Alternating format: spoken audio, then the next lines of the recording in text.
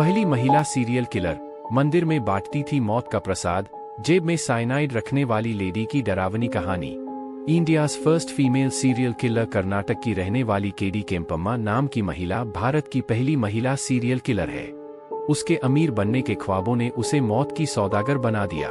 उसे साइनाइड मलिका के नाम से जाना जाता है। देश में आए दिन निर्मम तरीके से हत्या करने की घटनाएं बढ़ रही हैं। पहले दिल्ली में हुए श्रद्धा वालकर हत्याकांड ने पूरे देश को हिलाकर रख दिया था। वहीं अब मुंबई में भी ऐसा ही मामला देखने को मिला है। मीरा भायंदर इलाके में एक शख्स ने अपनी लिव इन पार्टनर का बेरहमी से हत्या की।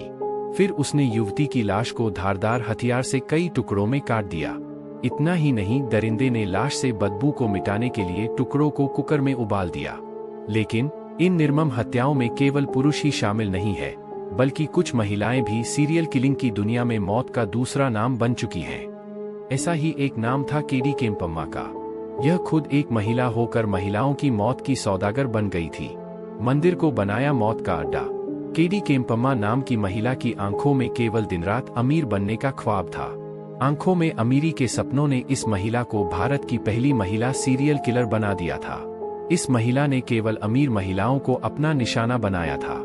यह इतनी चालाकी से हत्याओं को अंजाम देती थी कि उसने 8 सालों में 6 महिलाओं की हत्या कर दी थी और किसी को भी इसके बारे में कोई सुराग नहीं मिल पा रहा था।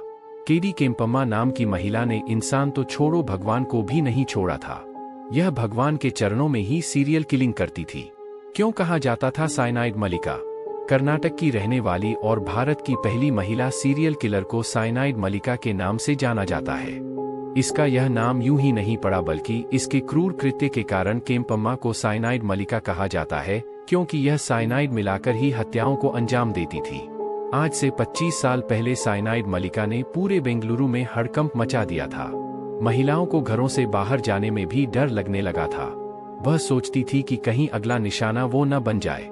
दुखी परेशान महिलाओं को बनाया निशाना। कर्नाटक की रहने वाली साइनाइड मलिका बेंगलुरु के एक मंदिर में रहती थी और इसने मंदिर को ही अपने पापों का घर बना लिया था। ये मंदिर में आने वाली अमीर महिलाओं को अपना निशाना बनाती थी। यह खुद को भगवान की सबसे बड़ी भक्त बताती थी। केम्पम्मा ये भी दावा करती थी कि मंदिर ले जाकर ये महिलाओं के सारे दुख दर्द दूर कर देगी। यह उन महिलाओं को अपना निशाना बनाती थी जो घर परिवार, नौकरी और बच्चा न होने से दुखी थी। ऐसी महिलाएं अक्सर जाल में फंस जाती हैं। साइनाइड मलिका महिलाओं को विश्वास दिलाती थी कि उसके पास वो साधना है जिसकी बदौलत वो उनकी जिंदगी में सुख ला देगी। उसके ऐसे चमत्कारिक दावों के कारण महिलाएं आसानी से उसकी शिकार बन जाती थी। दुखों को दूर करने का दावा। और फिर अब शुरू होता है सीरियल किलिंग का सिलसिला। आंखों में अमीरी के ख्वाब और सामने हैं दुखी अमीर महिलाएं। ये उन महिलाओं की तरह अमीर बनना चाहती थी और यहीं से इसके शातिर दिमाग में एक ऐसे खौफनाक अपराध ने जन्म लिया जिसने पूरे देश को हिलाकर रख दिया। यह महिला जितनी शातिर थी उससे कहीं ज्यादा इसके प्लान शातिर होते थे। ये मंदिर में आने वाली अमीर महिलाओं से मिलती जुलती और उनके दुखों के बारे में जानती। ये उन्हें भगवान के चमत्कार की कहानियां सुनाती और उन्हें अपने झांसे में लेकर उनके कष्टों को दूर करने की बात करती। दुखी महिलाएं इस फरेबी महिला के झांसे में आ जाती थी। यह उन्हें एक खास अनुष्ठान के लिए सुनसान जगह पर बुलाती। वहीं महिलाओं को पूरे गहनों को पहनकर आने के लिए कहती थी। यह अनुष्ठान के लिए ये या तो एकदम सुबह का वक्त चुनती या फिर रात का समय चुनती थी, जिससे किसी को भी इस पर शक न हो। प्रसाद में मिलाकर देती थी साइनाइड। महिलाओं को विश्वास दिलाने के लिए यह पहले मंदिर में पूजा पाठ करती, फिर उन्हें सुनसान जगह पर ले जाती थी। वहां ले जाने के बाद यह अनुष्ठान करती, फिर महिला को आंख बंद करने के लिए कहती। इस दौरान ये महिला के प्रसाद में साइनाइड मिलाती और फिर उस महिला को दे देती। साइनाइड मिले हुए प्रसाद को खाने के बाद मौके पर ही महिला की ही मौत हो जाती थी।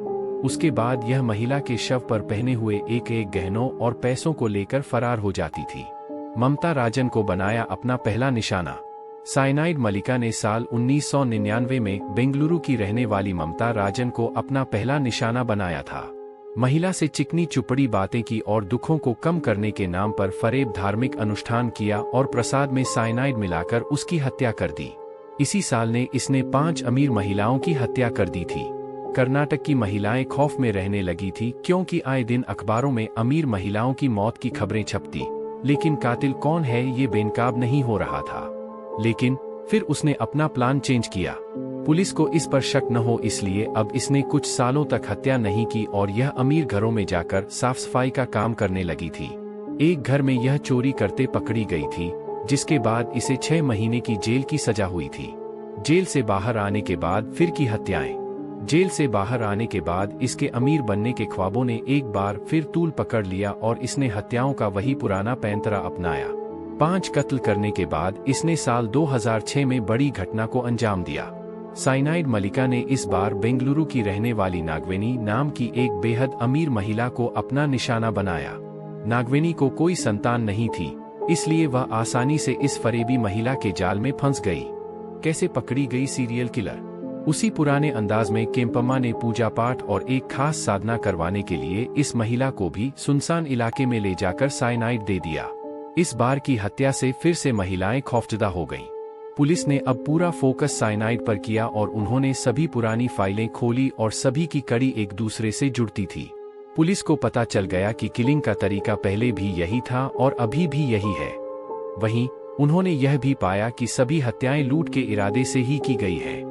पुलिस सभी कड़ियों को जोड़ते हुए साइनाइड मलिका तक पहुंच गई और उन्होंने उसे गिरफ्तार कर लिया। बेंगलुरु की जेल में सजा काट रही लेडी किलर केडी केम्पम्मा उर्फ साइनाइड मलिका के पास अपने गुनाहों को कबूल करने के अलावा और कोई रास्ता नहीं था। उसने पुलिस कस्टडी में कबूल किया कि इसने 8 महिलाओं को प्रसाद में साइनाइड मिलाकर दे दिया। ये अमीर बनना चाहती थी, ये उन अमीर महिलाओं की तरह ही दिखना चाहती थी और इसलिए इसने ये खौफनाक रास्ता चुना। 2012 में इसे अदालत ने सजाए मौत दी। हालांकि बाद में मौत की सजा को उम्रकैद में तब्दील कर दिया गया और अब ये बेंगलुरु की जेल में सजा काट रही है।